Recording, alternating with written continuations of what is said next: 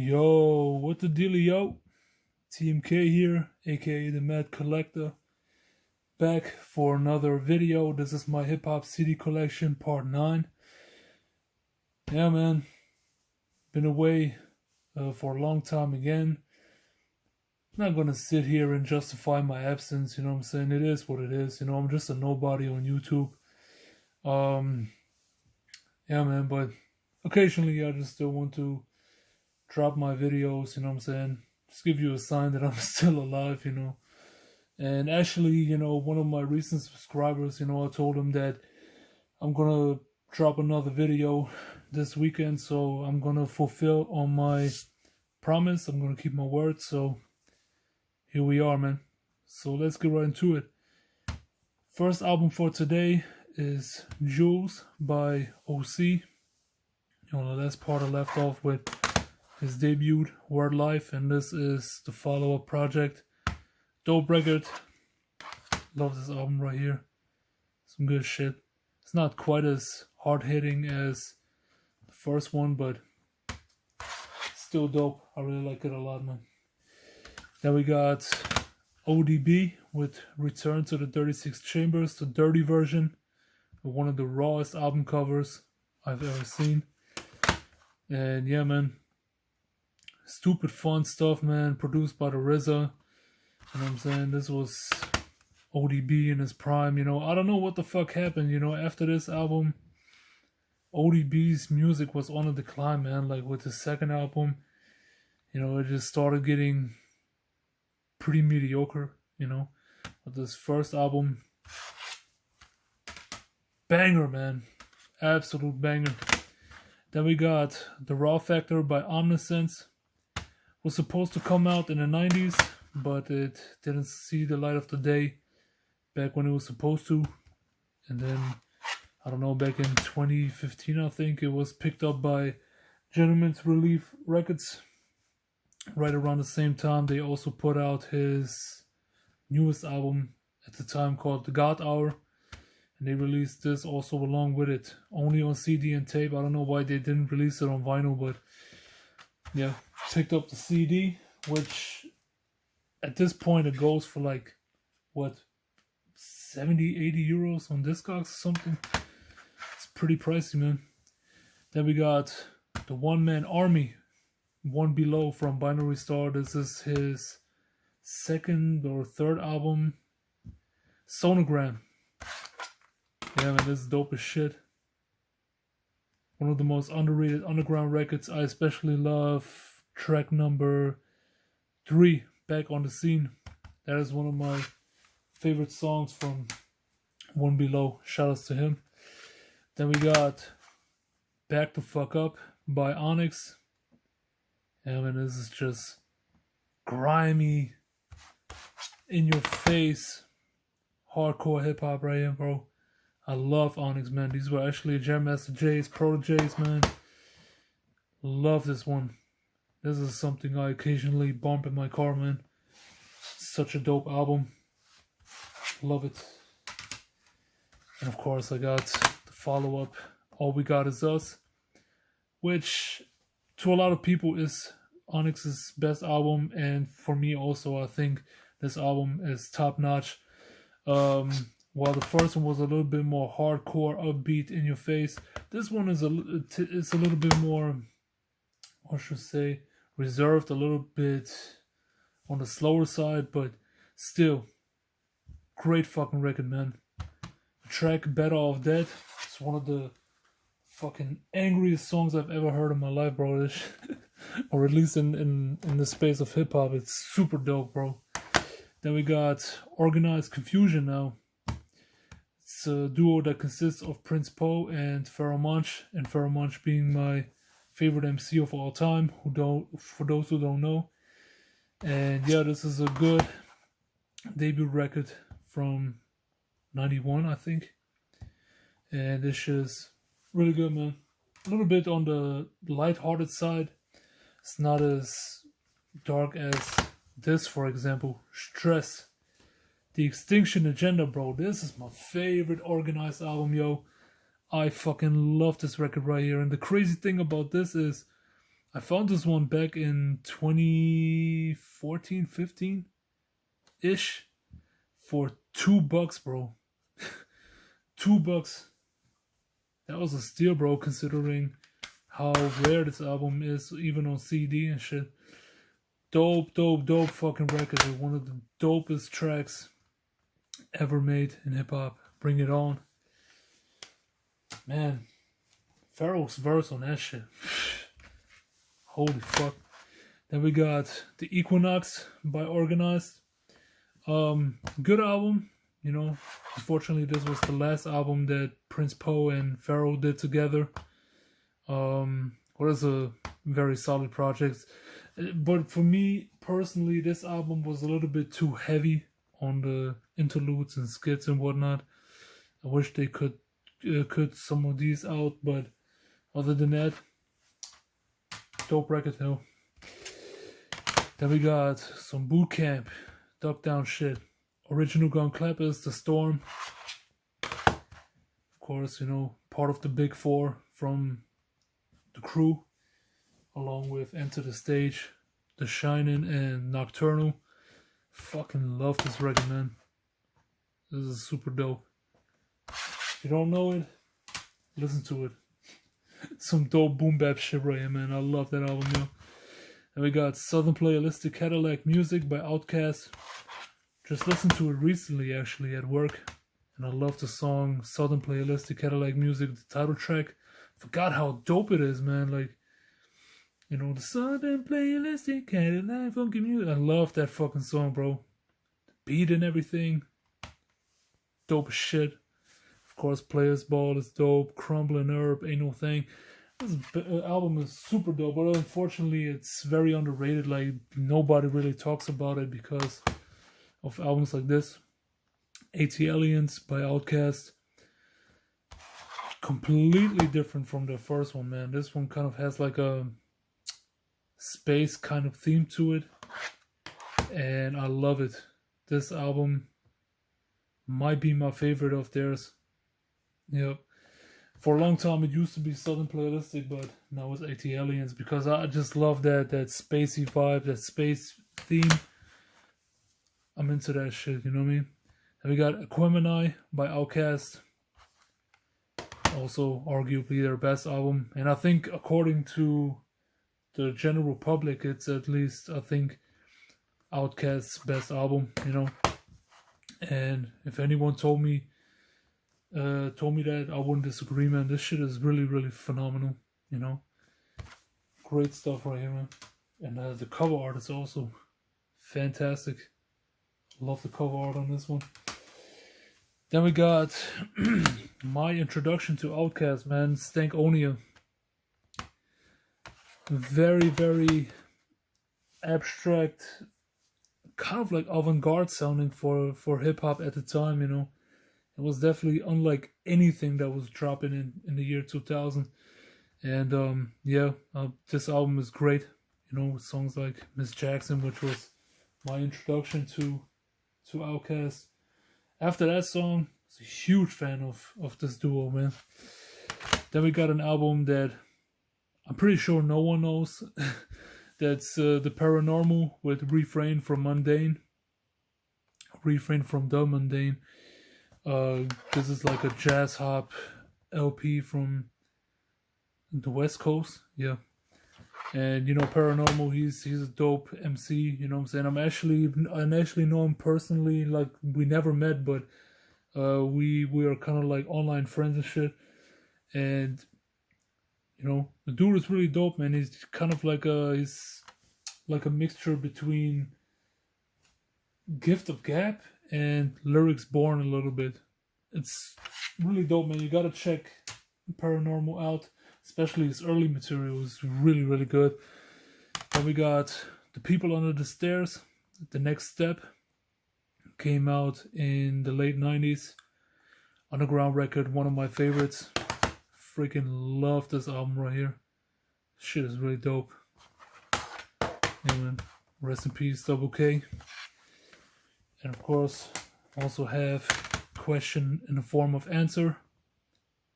And this is something that I love about People Under the Stairs, man. Like, all of their albums are amazing, man. Like there is no weak or terrible album in their discography. All of these albums are great. You know, got O.S.T right here, which is my favorite of theirs. Phenomenal album. And now we got Legendary Status, like by Percee P. Fun fact: him and I share the same birthday. You know, we were both born on July 9th.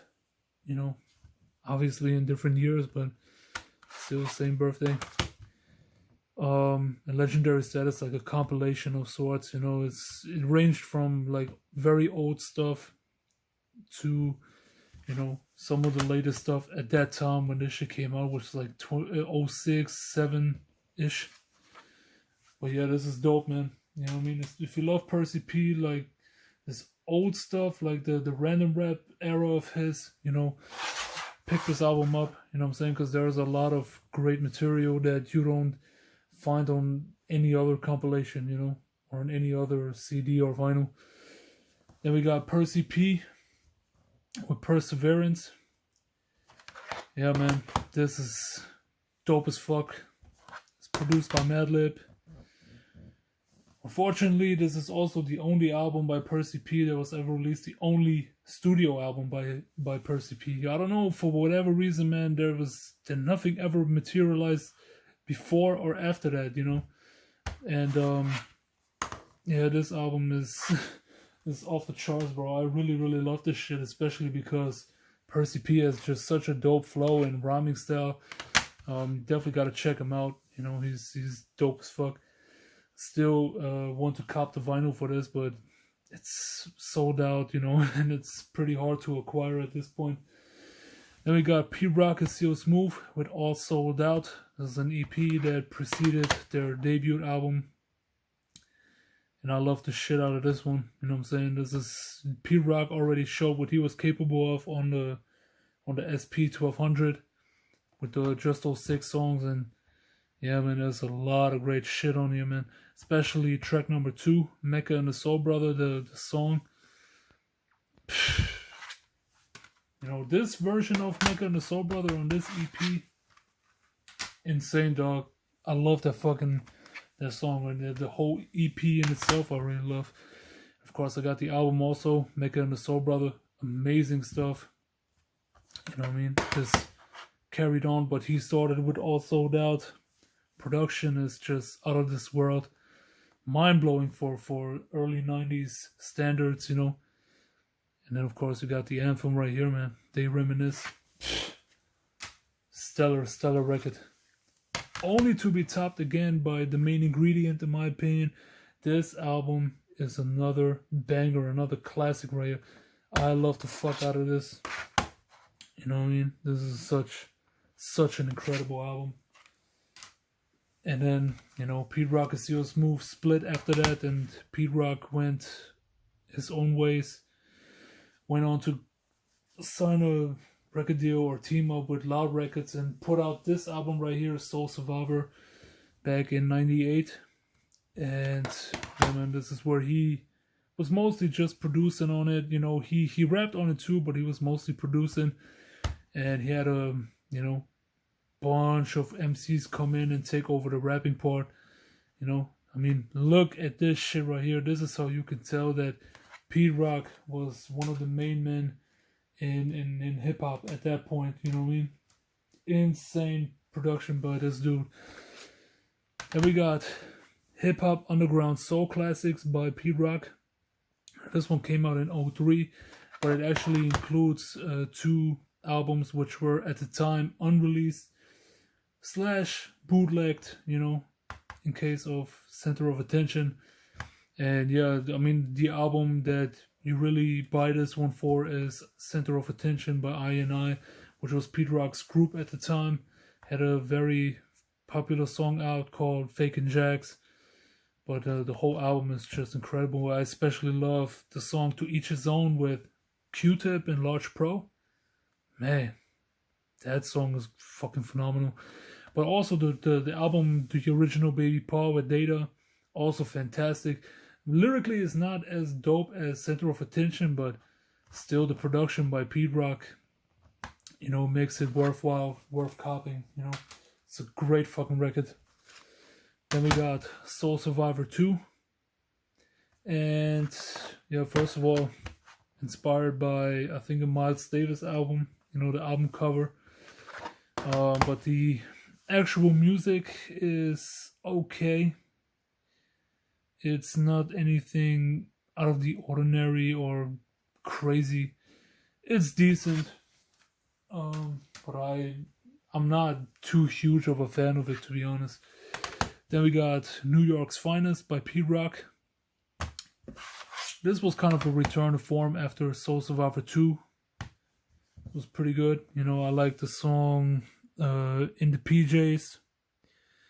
Fucking the one with Lords of the Underground, The Best Kept Secret, yeah. That one was dope. Bring Y'all Back with Little Brother. This one had some gems on it, but also had a couple of tracks that I could have done without. Then we got Bizarre Ride to the Far Side by The Far Side. West Coast hip hop right here, classic, early 90s stuff. You know what I mean? It's a little bit jazzy, a little bit soulful, a little bit funky, a little bit of everything, man. And I just still love this album to this day, man. This is such a fun record to listen to. You know, has the classic Passing Me By on it. And we got Lab Cab in California. An album that is, for those who know, is pretty notorious for, you know, being the album that kind of split the Far Side apart, you know what I'm saying? Because Fat Lip, he had a huge problem with Jay Dilla producing a lot of stuff, you know what I'm saying? And they had fights over that shit and things like that, man. Pretty sad, man, but still doesn't change the fact that this album is pretty damn great. Has a lot of great songs on it. Dope shit.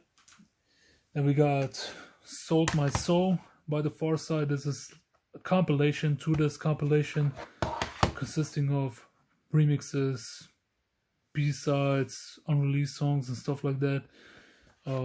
Good shit. It's not a must-have or anything like that, but if you're a Far Side fan, this is a good companion piece to those other two albums, you know. And now that I've talked about Pheromone, you know, of course I also have his solo stuff. Got Internal Affairs here. 1998 or 1999 is the year on this. Dope ass fucking album, you know what I mean? Of course, it's notorious for being pulled off the shelves back when it came out because of the whole Simon Says Godzilla sample situation.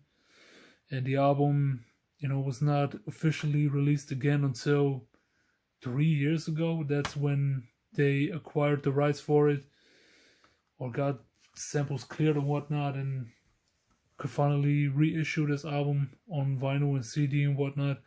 Now it's readily available, but for a long time this shit was actually pretty hard to find. But yeah, I love this album. And then 8 years after Internal Affairs, Desire came out by Pheromone. Also, dope album. Really like this. Then we got Ventilation, the LP by Five Dog. Rest in peace. Yeah, this is pretty good album. I like this. Some good shit. Then we got Sade or Shady Business or whatever by PMD. You know, this was released after, you know, EPMD split up, you know, because there was a thing between Eric Sermon and PMD where, you know, after Business Never Personal came out, you know, someone broke into Eric Sermon's house into PMD's house, and, you know, someone claimed it was Eric Sermon who did it. I don't know these specific details of it, you know. It's not like it matters today, you know. But anyways, you know, that's why this album came out in 1994, you know. And it's a great fucking record.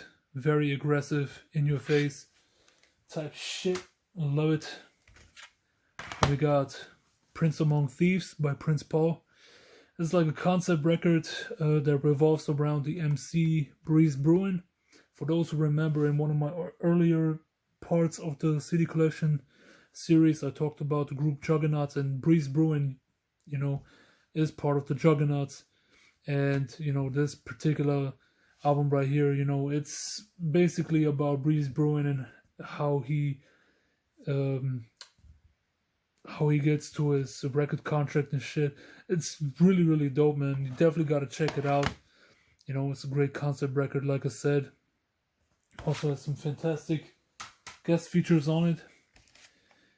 Then we got Public Enemy with their first album, their debut. You know, some early Def Jam.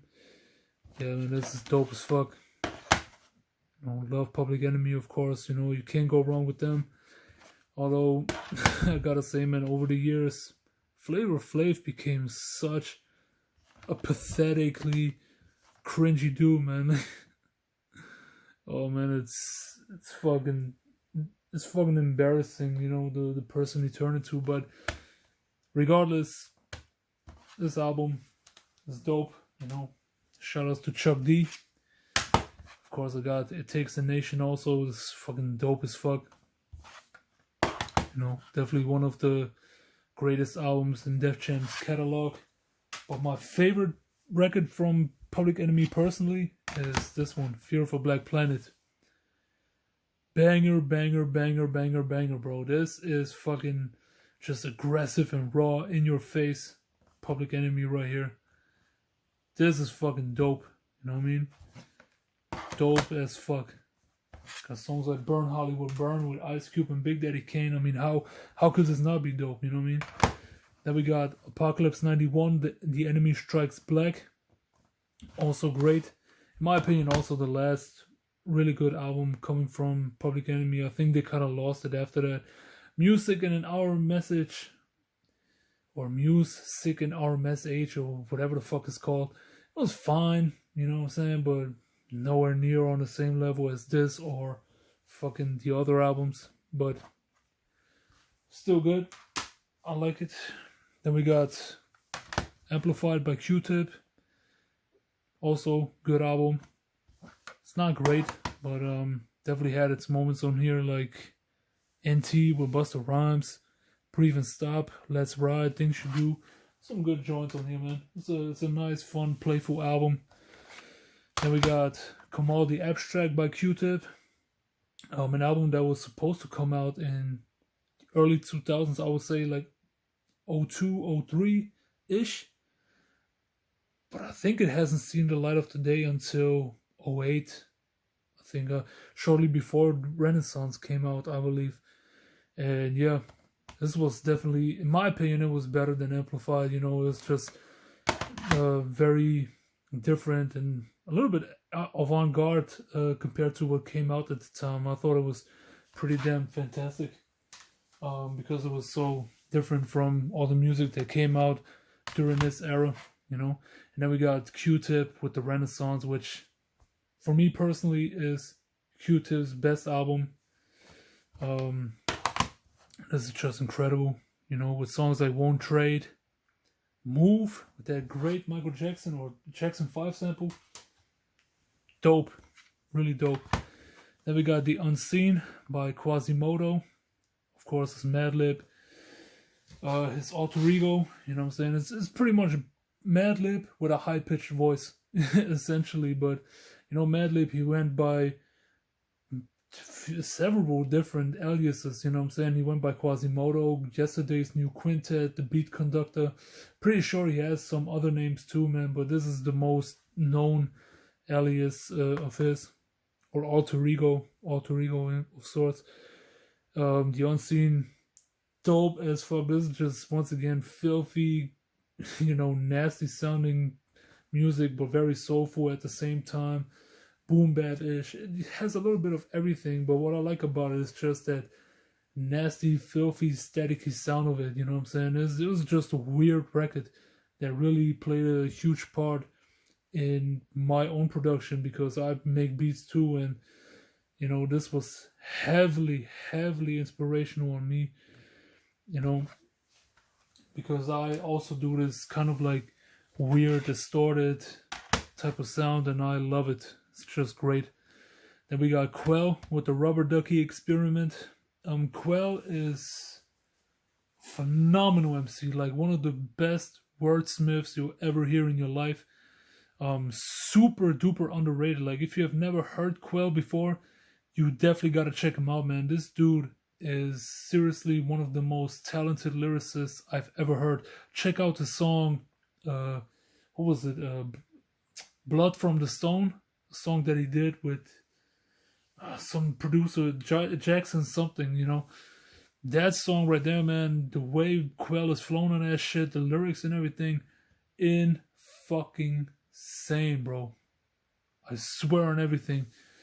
This shit is dope as fuck. One of the most underrated, overlooked MCs you'll ever hear in your life. I guarantee you that shit.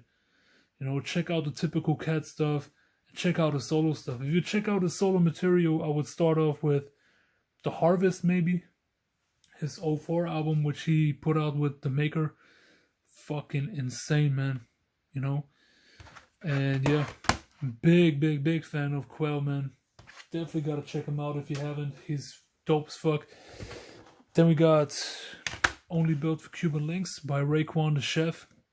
Of course, you gotta have that shit, you know what I'm saying? If you don't have this in your hip-hop collection, what the fuck are you doing with your life, man? You know, you gotta have some Raekwon in your collection, bro. This is just amazing stuff, man. Part of the incredible Wu-Tang album run from the early to mid-90s. This shit was insane, bro. Love everything about this.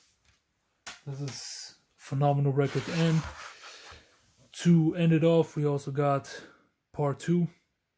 Only Built for Cuban Links Part 2. Also great fucking album, man. Long as shit. It's very long, but incredible fucking record, man. You know what I'm saying? One of the best follow-up albums in hip-hop history. You know, there are a lot of albums, you know, a lot of follow-up albums, you know, tend to be huge disappointments because obviously a lot of these records cannot live up to the original record. Where let's take Wild Cowboys 2, for example, by Sadat X. That second one was nowhere near as good as the first one. Not even by a long shot, you know. And there were several other albums, man, but this shit right here, man, one of the best follow-up albums, period, you know. This was a great sequel album. Yeah, man, very dope. Obviously, it's not the same as the first Only Built for Cuban Links. The sound was updated, you know what I'm saying? It's a little bit more of its time, but still a great album to this day. Absolutely.